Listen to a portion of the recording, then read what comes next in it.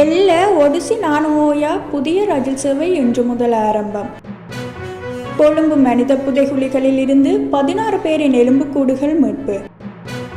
சிரேஷ்ட ஊடகவியலாளர் ராஜநாயகம் பாரதியின் மறைவுக்கு பலரும் இரங்கல்.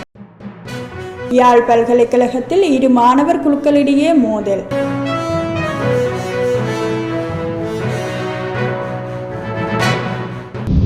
எல்ல ஒடிசி நானுஓயா என்ற புதிய ரயில் இன்று நானுஓயாவில் இருந்து பதுளை ரயில் நிலையத்திற்காக பயணத்தை ஆரம்பித்துள்ளது. உள்நாட்டு மற்றும் வெளிநாட்டு சுற்றுலா பயணிகளின் அதிக தேவை காரணமாக இந்த புதிய ரயில் சேவை தொடங்கப்பட்டுள்ளதாக ரயில்வே பொது முகாமையாளர் தம்மிக ஜெயசுந்தர தெரிவித்தார். இந்த ரயில் செவ்வாய்க்கிழமை தவிர வார நாட்களில் காலை 8:10 மணிக்கு நானுஓயாவில் இருந்து பதுளைக்கும் பிற்பகல் 1 மணிக்கு பதுளையிலிருந்து நானுஓயாவிற்கும் இயக்கப்படும் என்று ரயில்வே பொது முகாமையாளர் தெரிவித்தார். இதன்படி முதல் வகுப்பில் முன்பதிவு செய்யப்படும் இருக்கைகளுக்கு 7,000 ரூபாவும், 2ஆம் வகுப்பில் முன்பதிவு செய்யப்படும் இருக்கைகளுக்கு 6,000 ரூபாவும், 3ஆம் வகுப்பில் முன்பதிவு செய்யப்படும் இருக்கைகளுக்கு 5,000 ரூபாவும் அறவிடப்பட உள்ளது. கொழும்பு துறைமுக பகுதியில் கண்டுபிடிக்கப்பட்ட மனித புதைகுழிகளில் தற்போது வரை முன்னெடுக்கப்பட்ட அகழ்வாராய்ச்சிகளில் சுமார் 16 எலும்புக்கூடுகள் அடையாளம் காணப்பட்டுள்ளதாகவும் அதில் 2 குழந்தைகளின் எலும்புக்கூடுகள் இருந்துள்ளதாகவும் தொல்பொருள் ஆய்வாளர் பேராசிரியர் ராஜ் சோமதேவ தெரிவித்துள்ளார். இந்த புதைகுழி வழக்கமான புதைகுழி அல்ல என்றும் உடல்கள் புதைக்கப்பட்ட விதம் அவை கொலை செய்யப்பட்டிருப்பதை குறிக்கிறது என்றும் குறிப்பிட்டுள்ளார்.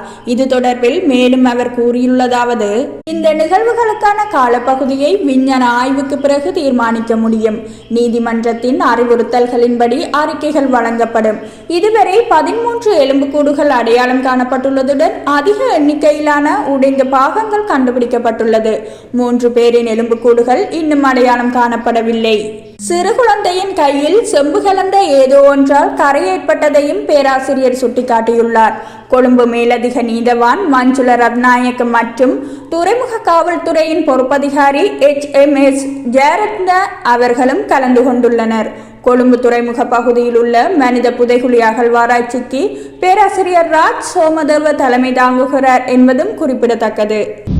சிரேஷ்ட ஊடகவியலாளர் ராஜநாயகம் பாரதி அவரது 62வது வயதில் நேற்று ஞாயிற்றுக்கிழமை காலமானார். 40 வருடங்களுக்கு மேலாக ஊடகத்துறையில் பணியாற்றி வரும் இவர் தினக்குரல் பத்திரிகையின் வாரமலர் மற்றும் இணையதளத்தின் முன்னாள் ஆசிரியர் ஆவார். உயிரிழக்கும் போது இவர் வீரகேசரியின் யாழ் பிராந்திய கிளையின் ஆசிரியராக கடமையாற்றி வந்துள்ளார். இந்த நிலையில் இவரது உயிரிழப்புக்கு பலரும் இரங்கல் தெரிவித்து வருகின்றனர். யாழ்ப்பாண பல்கலைக்கழகத்தின் முகாமைத்துவ கற்கைகள் வணிகபீட சிங்கள மாணவர்களுக்கு இடையே ஏற்பட்ட மோதலில் ஒருவர் காயமடைந்தார். யாழ்ப்பாண பல்கலைக்கழக முகாமைத்துவ கற்கைகள் வணிகபீட புதிய மாணவர்களை வரவேற்கும் நிகழ்வு நேற்று பல்கலைக்கழகத்தில் நடைபெற்றது. இதன்போது 4ஆம் வருட மாணவர்களுக்கும் 3ஆம் வருட மாணவர்களுக்கும் இடையே மூண்ட வாய்த்தர்க்கம் கைகலப்பாக மாறியதில் ஒருவர் காயமடைந்தார். காயமடைந்த மாணவர் யாழ்ப்பாணம் போதனா வைத்தியசாலையில் அனுமதிக்கப்பட்டுள்ளார். சம்பவம் தொடர்பாக பல்கலைக்கழக உள்ளக மட்டத்தில் விசாரணைகள் ஆரம்பிக்கப்பட்டுள்ளன. யாழ்ப்பாணம் கொழும்புத்துறை பகுதியில் 20 போதை மாத்திரைகளுடன் நபர் ஒருவரை காவல்துறையினர் இன்று கைது செய்துள்ளனர்.